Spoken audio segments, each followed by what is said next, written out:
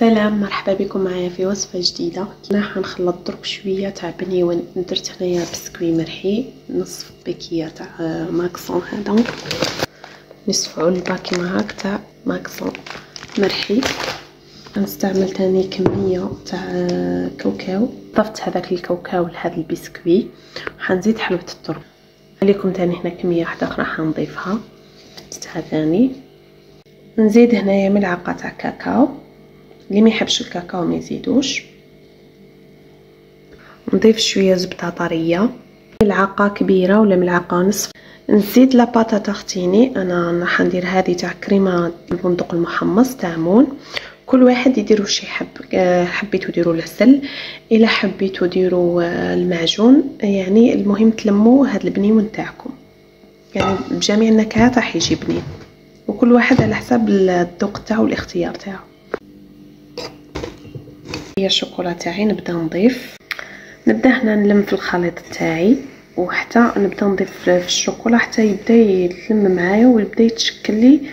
كي نولي هكا نحب نشكل كريات يشكل لي كريات. نزيد نخلط مليح، مازال ما تلمتش. هنايا الخليط تاعي بعد ما تجمع لي حوالي دالي 3 مغارف ونص الى 4 تاع لاباطا تختيني. هنا الخليط تاعكم كي يولي هكا يتلم صاي، ما ديروش جاري بزاف باش كي تخدموا البنيون تاعكم وديروا له كلاصاج ما يهبط لكمش، يبقى شاد روحو.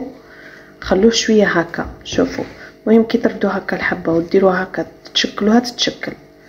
قلت لكم هنايا البنيون حتى يولي يتشكل معانا صاي. انني شكلته هاليك الكميه، مازال باقي لي انا فقط حنقلاصي هاد الكميه فقط.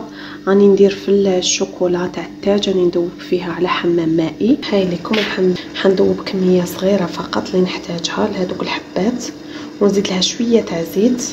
كل 200 غرام ديروا فيها 2 مغارف تاع زيت، يعني انا هنا راني ندوب في قيمه 50 غرام، الوغ ندير لها نصف ملعقه كبيره تاع زيت.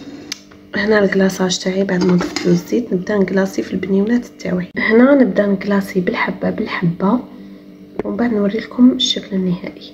اذا هذا هو الشكل النهائي تاع البنيون تاعنا بعد ما كلاصيتو. هادو جاو هكا بالكلاصاج، وهادو كي شويه الكلاصاج ما خرجليش كيما حبيت، عاود كورتهم ديك الشوكولا دابت نورمال. وهذا هو الشكل النهائي.